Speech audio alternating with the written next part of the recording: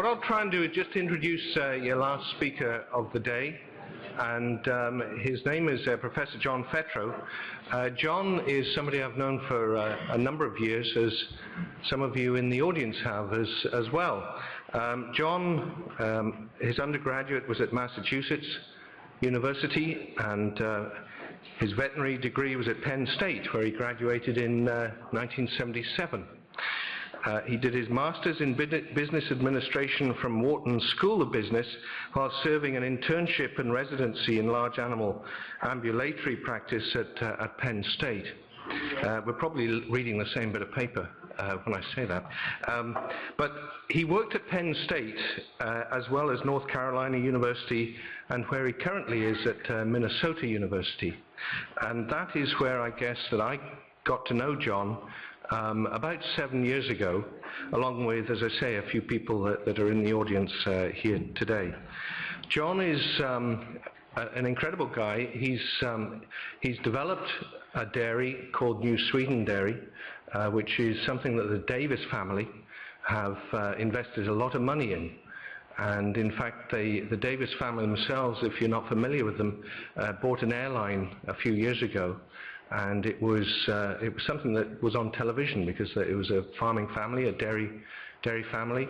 They invested $27 million into this airline.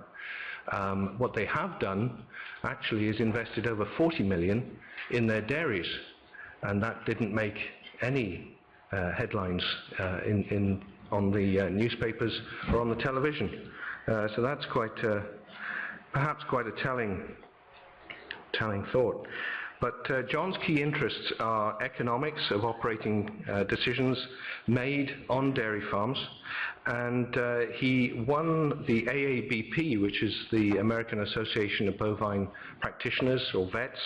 He won their Award of Excellence in 2005, which is about when I started to get to know John. He's also won, and I think this is going to be key to his talk now, the Lotus Award for the Best Spreadsheet User Application, which I'm sure you're all familiar with, but that is across industry. So it's not an agricultural award, it is across any industry, and I think John will illustrate that to us today. John, I would humbly say, is a friend of mine as well, but one disadvantage, because I don't want to build him up too much, his weakness is chess. Because it took him more than 7 moves to beat me in chess last night. So with that, I'd just like to welcome my good friend, John Fetrow. Thank you.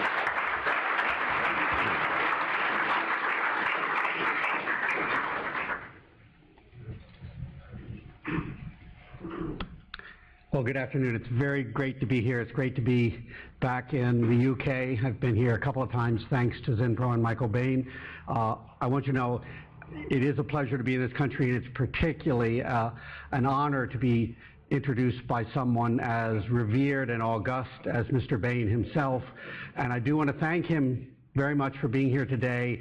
I know that William and Kate were disappointed when he turned down their invitation to join them at Wimbledon, but he said the dairy industry comes first, and that's where his commitment is. And so I'm really pleased today to have the chance to be here with Michael.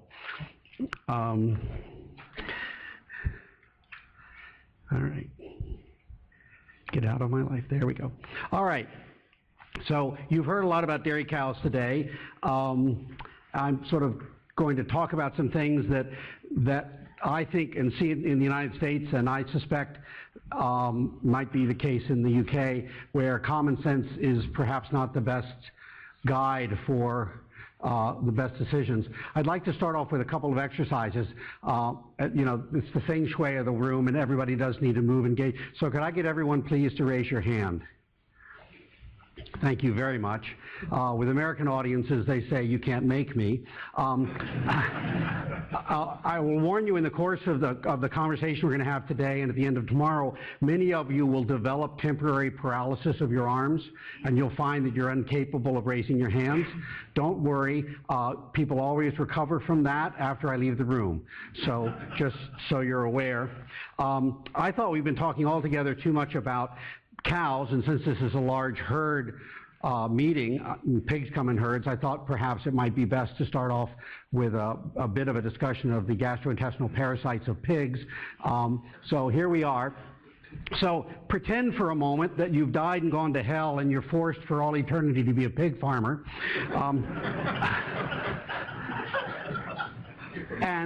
And this is the operation that you work in. Your average cost per pig is $40, and your average price per pig when you sell them, you're selling feeder pigs, nursery pigs, little 40-pound oinkers. Your average price per pig when you sell them is $35, so you're losing $5 per every pig that goes out the door. And during her monthly herd visit, by the way, that would be good, I think, for the swine industry, but anyway, during her monthly herd visit, your attending veterinarian notices that a baby pig that's just been born in a farrowing crate with a hernia, and she turns to you and says, what do you do with these pigs with hernias? And you explain patiently to her, because she's a graduate of Bristol, that the pigs don't do well, these pigs with hernias don't do well. They often strangulate and the pig dies sort of a gruesome death, and they're runty, and you have an all-in, all-out facility, and you really dislike keeping these pigs, and both economically and probably for humane reasons, it's best if you just euthanize the pigs. And so that's what you do with the rare pig that you get with a hernia. Well, your veterinarian turns to you brightly and says, well, I did go to Bristol and they taught me how to do surgery, so for $10 I'll fix the pig. I'll cut through the skin, pop the hernia back in, close up the inguinal canal, and I can absolutely guarantee you for $10 you'll have a completely normal piglet, just like all the rest of my pigs. Everybody understand the scenario? You're the pig farmer. Okay, how many, please raise your hand, want to do surgery? Raise your hand if you want to do surgery on the pig. And if you're a veterinarian and you raise your hand just out of sympathy for your colleague because you want them to get the money, that doesn't count. So once again, how many want to do surgery on the pig, and how many do not want to do the surgery on the pig? Look around the room. Isn't it interesting how many of you did discover suddenly you were paralyzed? Okay, you have to vote. How many? Surgery, yes. Surgery, no. All right, good, thanks. Because why would I spend $10 more on a pig to get a pig when I'm losing $5 on every pig? Well, I got a sophisticated education in business and financial analysis, so I can do a partial budget. So we have two options. One is euthanize the pig. There's zero revenue and zero expense and zero profit. Am I going okay? I'm not moving too fast for anybody? Okay, fine. All right, so the other option would be that I could do the surgery. I've got this pig, cost me $10 to the veterinarian, $10 for the starter feed, because this pig does eat feed before it leaves the operation. And I asked my piggy colleagues, they say, oh, we'll throw in $2 for the little bit of labor of getting that pig out of the farrowing crate and pressure washing a little bit longer, whatever. And we're going to vaccinate this pig for $1. So if you add up 10 and 10 and 2 and 1, you get $23 is invested in that pig. And I'm going to sell the pig when it leaves for $35. So I make $12 profit on this pig. If I euthanize it, I make no profit on the pig. So apparently, doing surgery is a good idea. Now, if you're a normal audience, or you're obviously above normal because you're here, you're saying, wait a minute. You think maybe I should be doing accounting for the Labor Party and how I can spend more money, but we'll have more when I'm done. I'm sorry, was that a little too close to the phone? So the farm loses on average $5 on every pig, and I'm saying that by spending $10 additional for this pig, I'm going to make $12 of profit, and the answer is yes. And I'm absolutely right about that. I'm not faking anything. That's absolutely the truth, because this is not a marginal pig, or this is not an average pig. This is a marginal or an extra pig. And Greg mentioned the word marginality, and we're now there, deep in the pit of it, okay? The fact of the matter is that for this pig doesn't have to pay on the mortgage, the average pig does, doesn't have to, pay for the subscription to the British Pigman, or whatever the magazine is that the pig people read in Britain, or is it the Daily Inquirer, I don't know. This pig doesn't have to pay for the light bill, it doesn't have to pay the rent on the tractor or the lease on whatever. This pig gets scot-free, doesn't have to do any of those. And you say, well, why not? And my answer to you is, if I euthanize this pig, do any of those costs go down? Do any of them change? The answer is they do not. And if I do surgery on this pig, do any of those expenses, the mortgage or the lights or anything, go up? And the answer is they do not. This is a very special pig. It's a marginal pig, and it's very, very valuable. So when you're making decisions about what you want to do on your dairy or pig farm, you can't look at average costs and reliably know whether or not you're making the right decision. Because almost certainly the decision is a marginal decision and not an average decision. You have to project the additional income you'll get. In most cases for you, it's milk sold.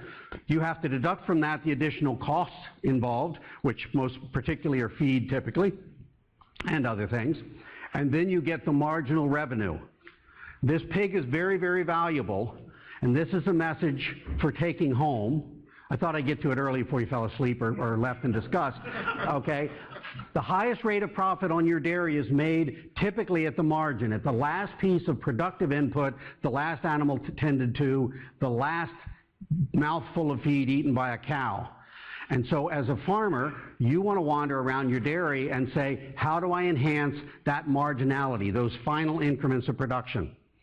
And now I'm going to say exactly the same thing in about 14 scenarios and beat you over the head with it, and there'll be a quiz at the end, and we will see how you do. Okay, so I liked Greg's analogy. If I'd ask him to wave his hand, but his arm's in a sling.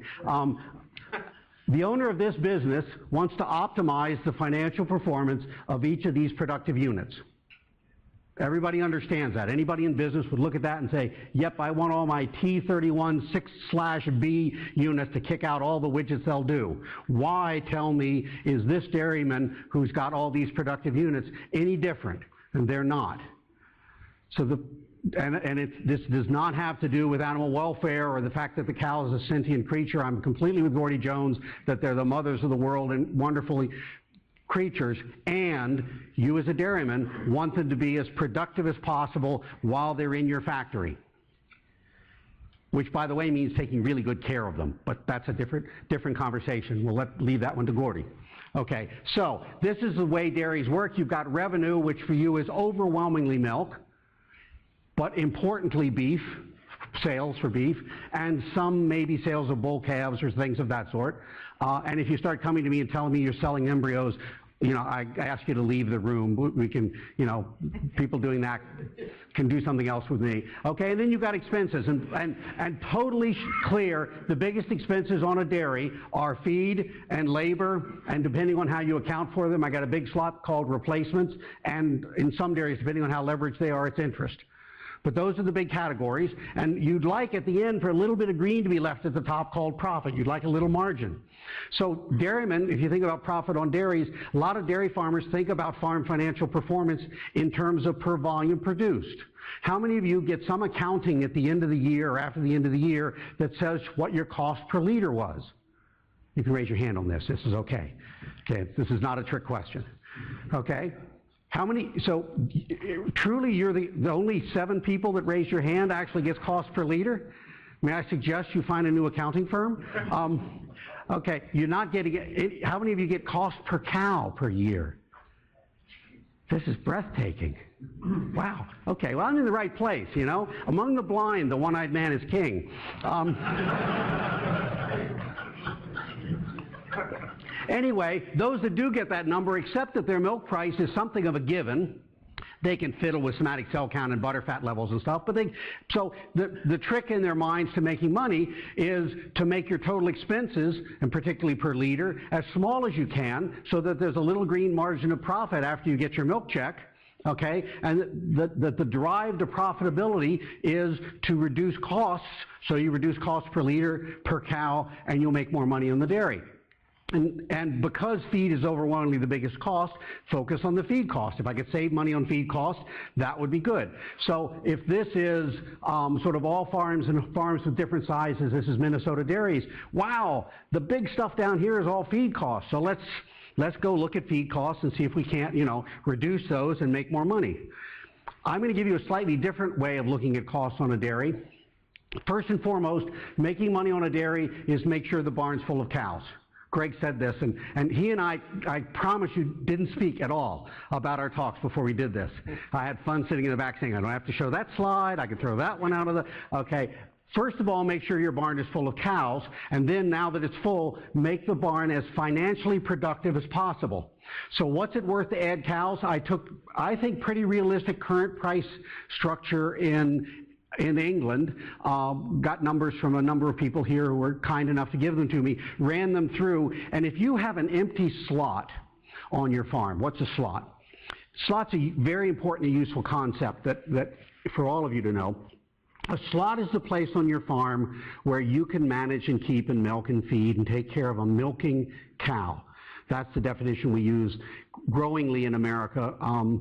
Got developed in another context about culling and the value of cows. But if you think about how many slots you have on your dairy, it's not an easy answer or easy question to answer on most dairies, but you can get an answer. If you're in Minnesota in February and you have a 60-cow stanchion barn and no other building, and there's 60 places where a cow can stand and you can plug the milking machine into the milk line, you have 50 slots.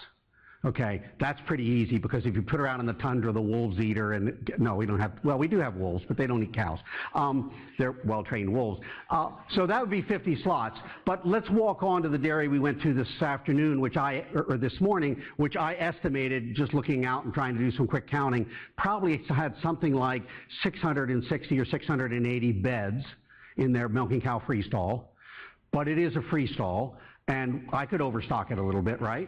I could have more cows than I have beds. So maybe there's 700 slots on that dairy, or maybe there's 750, but you need to sort of figure out how many slots there are on the dairy and fill them. If you're in California, you may be limited by how many cows you can put. Housing's not an issue because you just bulldoze a flat spot and put an electric fence around it, and that's where your cows live. But you're limited in slots by how many cows you can milk in a day. Literally how many can go through the parlor in a day, and that's how many slots you've got on the dairy. In many of our smaller dairies in the Northeast, you're limited by the permit, your manure permit, that says how many animal units, that is, adult cows can be, and that defines how many slots you have. Whatever that number of slots is, having an empty slot on a dairy farm is a very expensive mistake. And when I do the numbers for you, it's about a 500-pound profit mistake per year, having an empty slot. So, and that includes buying her and feeding her and taking care of her and dealing with her manure and doing all those things you have to do to have a cow. And I think I've got this, I got this at 30 pounds per hectoliter as a milk price. And at milk production, I've got somewhere around 9,000 liters on the cows. So it's about a 500-pound mistake to not fill your barn. So now your barn's full.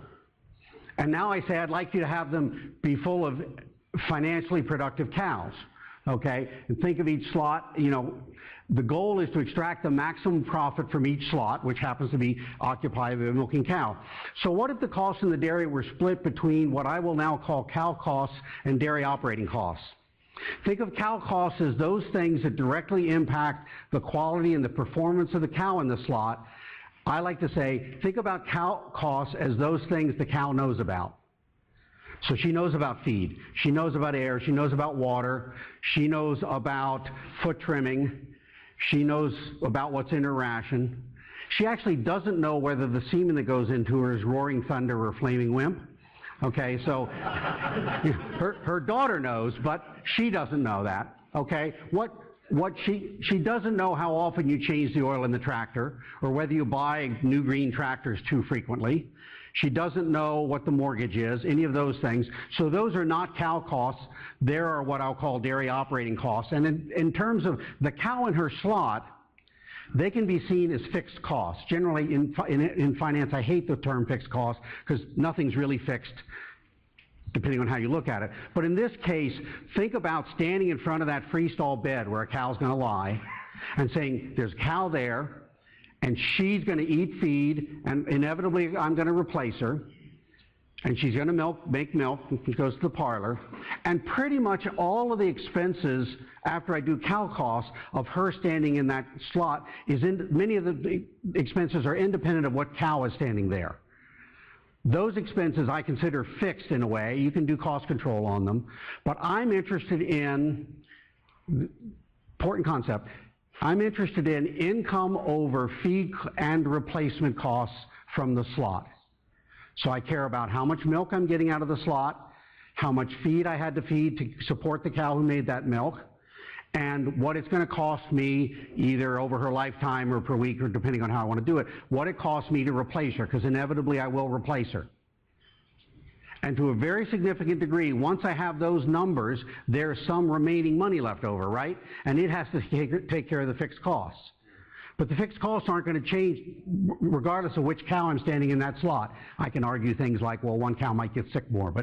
But if you get up every day as a dairyman and you say, what am I doing to maximize my income, milk, over feed for the milking cow and replacements for the milking cow, if I'm going to maximize income over feed and replacements, that maximum money pays the other bills and is where your profit comes from.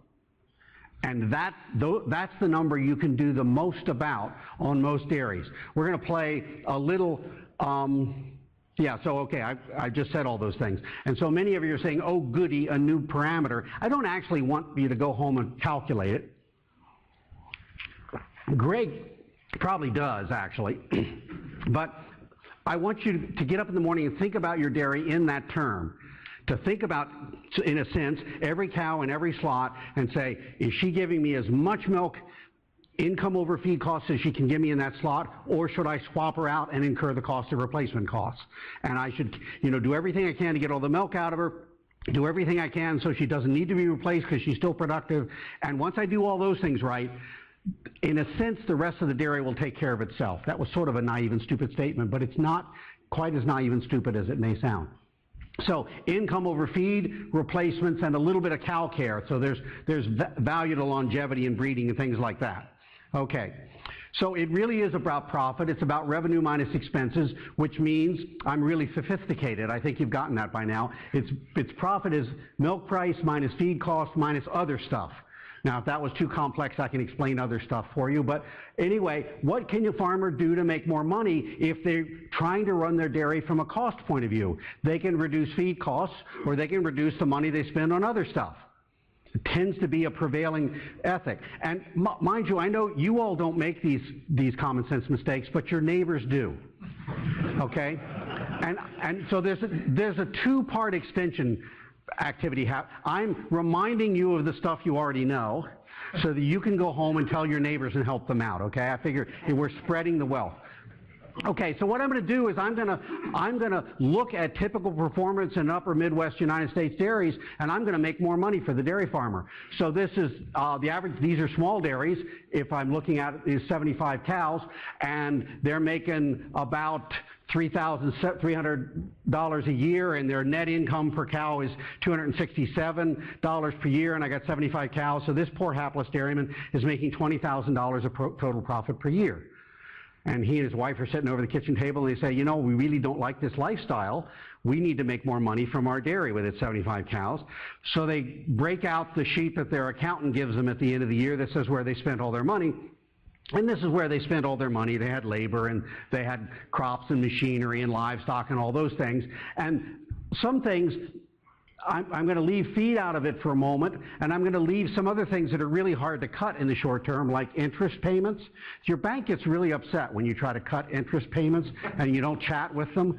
Just really do. And utilities, maybe you could turn off the lights a little sooner, but on most dairies, interest payment, depreciation is already set, real estate's already set. So pretty much other than feed, which I've left out, I've got all the other categories of other stuff that I could cut. And what I'd like, so those are all the things I'm going to try to cut. I'm going to try to cut labor and miscellaneous livestock, and I can certainly cut from the veterinarian. I mean, they're just, they're out there paying off their villas in the Tuscany. They don't need the money. I can cut replacement expenditures, insurance, miscellaneous stuff. So I'm going to tot all that up together. And right now, I'd like to earn, instead of $20,000 a year, I'd like to earn $40,000 a year and enter the lower middle class in America. So I need $17,000 more profit. If I divide that by 75 cows, I got to find $230 to cut. Well, I got $230 in all those labors out of $769. So I got to cut about 30% of all my other expenses. How many of you are real dairy farmers? You can raise your hand. You can admit it. All right. And so the rest of you must be parasites on the dairy industry. Notice I'm clear about this, and my hand is up. All right, so how many of you are just such lousy businessmen and so completely oblivious to your expenses that you can go to the other expense category and say, gosh, why didn't I do this sooner and cut 30% of all those expenses? You can't do it. You have not been that asleep in running your dairy farm. So, okay, I try to avoid this because, you know, ZenPro did fund my coming here. I'm trying to stay away from cutting feed costs, but I can't get there. You know, I can't get it from other stuff. So the only hope for this dairy and its financial future and sending their kids to college is just got to get there. I got to cut the feed bill. No other way I can do it. And their crude feed cost is $1,189, and I'm going to say, all right, they're going to cut 13% out of the other stuff and save $100, but I'm still looking for $130 out of the feed bill. And their total crude feed bill is about $1,200, so I got to cut 11% off the feed bill. I cut 13% of the other category. I'm giving, feed a break here at only 11%. I realize that many of you are, tired of paying for feed in the first place, but how many of you running real operating dairies think you can go home under the best circumstances and cut 11% out of your feed bill? You can't do it. Well, okay, I'm going to go see Ralph and Bertha and sit across their kitchen table and say, you guys are screwed, can't do it. Might as well, and we don't have quotas, so they can't even sell quota. Sell your cows, get a job at McDonald's, you earn more than $20,000 a year, and we're done. And I could do this with, 300 cows if this is the large dairy program. And I'm sorry, but profits in reality, cost control is really critically important to dairy profitability. I do not want you to be spendthrift and go out and waste money. But any proposed solution to survival in the modern dairy industry for you people that's built around cost cutting and cost containment is doomed to failure. You won't get there. I can guarantee you that if you have a bright future in the dairy industry, you're going to be spending more money. Let me say that again. If you're going to have a bright future in the dairy industry, you're going to be spending more money. So if the expense side is going up, guess what better happen? The revenue side better go up more than that. And we're back to the pig again. I told you I'd get there, okay? You don't sell pigs, you sell milk. You better go get some milk. All right, so this is it's a little contrived, but not really. It's based on a real story. Nutritionist knocks on your door and says, hi, I'm bright, cheerful, and enthusiastic, and I once read a book about feeding dairy cows, and I want to be your nutritionist, and, how would you like to hire me? And, you being a thoughtful and kind person, didn't sick the dog on me right away, or on the nutritionist. You say, well, okay, let me, before I say yes or no about hiring you as a nutritionist, let me tell you about my cows and how they're producing, so you'd have some idea what you're going to do. How many of you have nutritionists? All right, stop. How many of you can raise your hand? Isn't this fun? It is for me. I don't, I hope you're having a good time, but it really doesn't matter. Okay, and how many of you have nutritionists that balance for your herd's production? Fess up. Yeah, okay, great. So here he is, the nutritionist, and he says, guy says, oh, let me get out my records and show you how my cows are producing. And the guy says, wait, no, don't do that. I'm really not interested in how your cows are producing, because I can't balance for production. I don't know how to do that. I know how to balance for one milking cow, and she's not in your herd. And by the way, if you hire me as your nutritionist, I'm going to make every mouthful your cows eat more expensive. How many of you want to hire the nutritionist? Yeah, there's no hands. There's one. Okay. Remind me to pay him later, okay? Okay. So remember the title of this thing was Common Sense May Not Be the Best Way of Thinking About Things? It makes common sense you don't want to hire that nutritionist. So let's watch what happens. Let's talk about feeding dairy cows. This is conventional wisdom. I'm going to balance and deliver a ration for the cows or the group's level of production. I'm going to meet their nutrient requirements as cheaply as possible without wasting money on excess nutrients. Everybody okay with that? Okay? It's wrong. It really is wrong. Okay? And I'm not just being cute here. It really is wrong. And it's costing your neighbors an incredible amount of money every year. Okay, but then we're going to do cows at different rations depending on the levels of production need a different ration. So how many of you have neighbors, or maybe I have to do it this way, how many of you have neighbors that feed a high group and a low group in their milking herd? Okay, and how many of you have neighbors that only feed a single TMR to their milking cows? This is fun. Okay, so this is Bob's ration. He's a 100-cow dairy in Minnesota, and this is 1993, 20 years ago. Okay, he has 70 tie stalls in his barn in a T shape. One side's buried in a hill, the back end's buried in a hill. They used to have two sides of rope when it was his dad's dairy, but when he took it over, they needed more cows because there's only 50 stalls here. So he stuck a T on this side, and there's 20 stalls in there. So ventilation really stinks. Okay, but he's got tiny little stalls that were built for 1953 cows, okay, but he's been spending far too much on semen for forever, has absolutely gorgeous drop-dead Holstein cows, big Canadian honkers in those stalls, and he's at what is about 8,600 kilograms. Anybody heard of a British dairy? It's about 8,600 liters. Boy, that wouldn't sound too weird to me, having hung out here for a day and a half, okay. So Bob and everybody said, Bob, your bottleneck is your barn's just not comfortable enough, your stalls aren't big enough. About a year ago, Bob put in a stationary TMR mixer, and he'd been feeding a complete TMR. He had been doing round the barn feeding, but he'd stopped that. He didn't see much out of his mixer, and his rations balanced for least cost by the local feed dealer based on the herd's current level of production. And Bob's dairy had been stuck at 19,000 pounds, 8,600 liters for pushing a decade, and not getting any more milk out of that, and they've been feeding that way, and Bob's going on. He's profitable, but he's not too, he'd like to do better, and he hires this idiot that knocks on his door and says, can I be your nutritionist? Okay? So I don't know, this may be hard for people to see, and I sort of apologize for that, but I'm going to stay with the slides for a moment. Every mouthful with a new ration is 5% more expensive. So whatever it was, cost per kilogram of dry matter, it's 5% more expensive. Okay? And I got a $16 milk price, which for you is inconceivable that anybody made any money, 100 cows in the herd. And if you go back and look at that dairy 4 or 5 months into the new ration, you find that their feed cost per milking cow per day is up by 7.5%. And they've gone from 63 to 66 pounds of milk. They're up 3 pounds of milk. But anyway, feed cost per cow is 7.5% higher. Feed cost per hundredweight, your analogy would be feed cost per liter, is up by 2.6%. So I've increased his feed cost per cow, increased his feed cost per liter. How many of you think this is a nutritional success story? How many think it's not? Come on, commit yourself, people.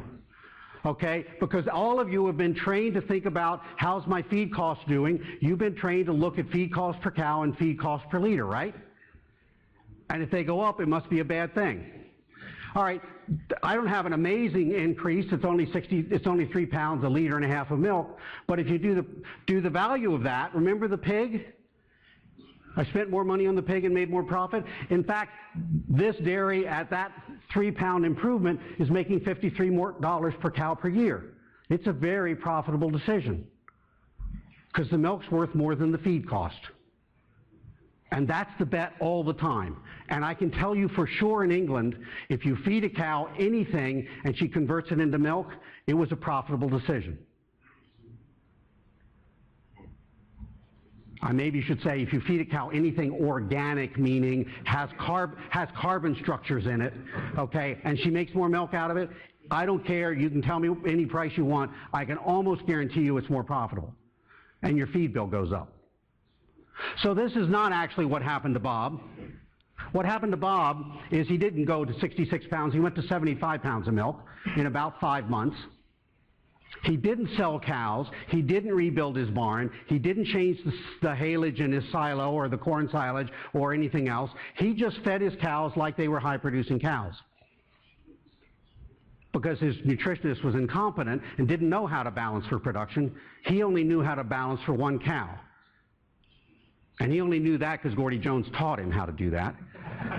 Okay, and the one cow is 85 pounds of milk. She's in second lactation. She's 60 days in milk, making 85 pounds of milk, 3.7 fat, 3.2 protein. And that's the cow. It says so right at the top of the computer program that that's who you're balancing for. And if I go out onto the Bob's Dairy any day of the week, or I can go to almost any dairy and try to find that cow, she's not there. So let me make it very clear, when a nutritionist balances a ration for your herd, they're balancing for a hypothetical cow.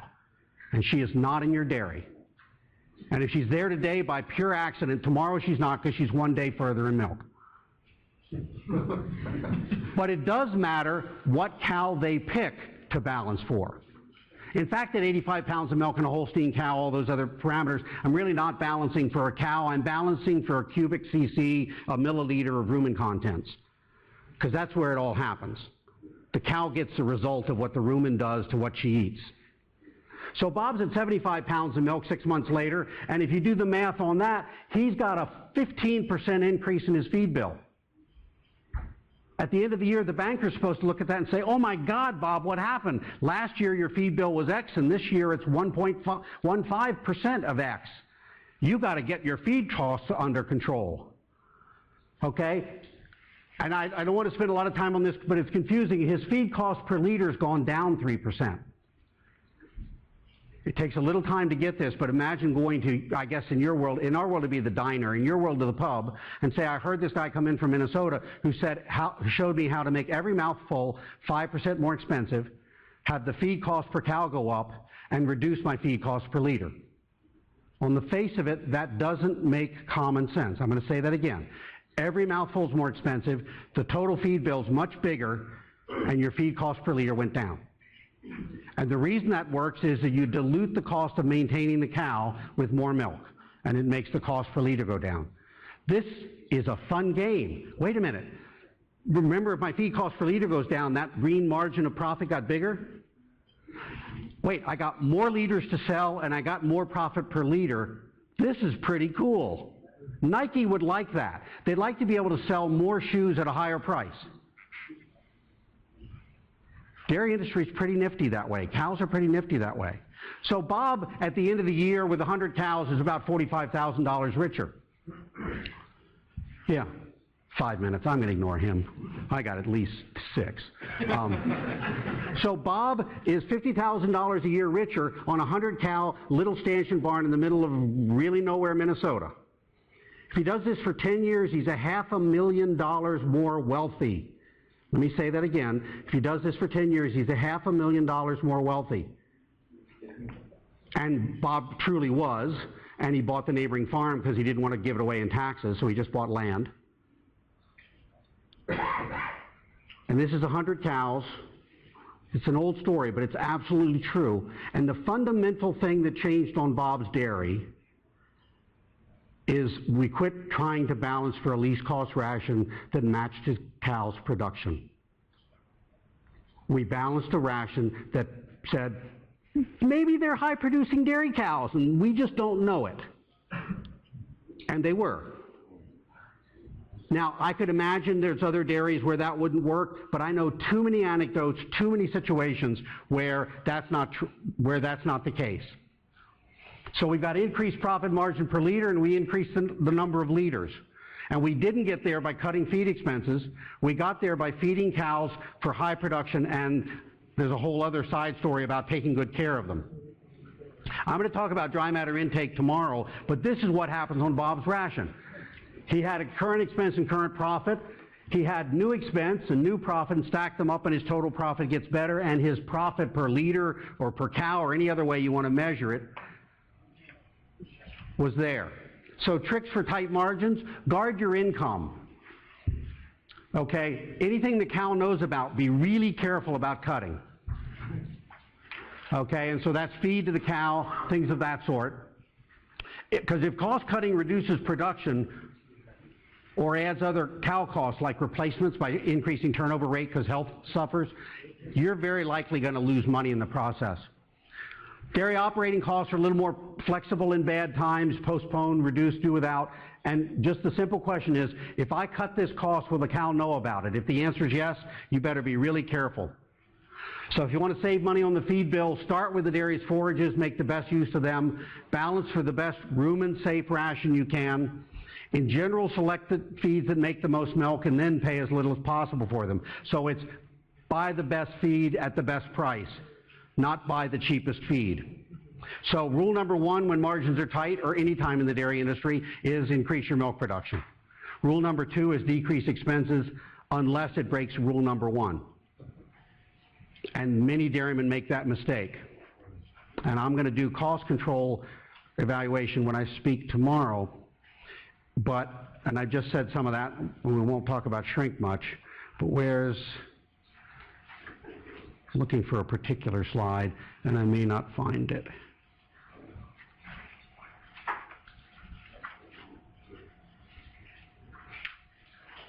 So I will say it. I think the single most financially destructive, common sense, prevailing myth about dairy farming is the myth that we balance for the production of a cow. I'm absolutely clear that in an animal science research barn in front of a Kalin gate with a smart professor and a good computer, we can balance for a cow's production. And I do not think that works on dairy farms. I think that people give up an immense amount of income thinking that they're saving feed costs by balancing for supposed production of cows, and they don't make milk, and you don't make money. Everything I just said relates to energy. We can have a more sophisticated conversation about protein and additives and things of that sort. But balancing the energy in a ration for the cow or the group's supposed level of production is a real destructive philosophy. And you should go home and chat with your nutritionist and discuss whether or not that is the active philosophy and whether or not it makes sense. Because I think it's cost, certainly the American dairy industry, immense amounts of profit on dairies in the name of cost control, and they gave up milk. It's pretty easy, and I don't know your world and your forages well enough that I can say this, but if I walk onto a Holstein dairy in America that's not using BST and they're under 75 pounds of milk, I know that somebody out there is making the mistake of balancing for production. And they're keeping their cows from making milk in the name of cost control. So we get to have a variety of more fun tomorrow in other things that just make sense. So I'll see you then. But for today, quit limiting the energy intake of your cows up to what's rumen safe. You got to protect rumens, but up to the level that is rumen safe in your herds.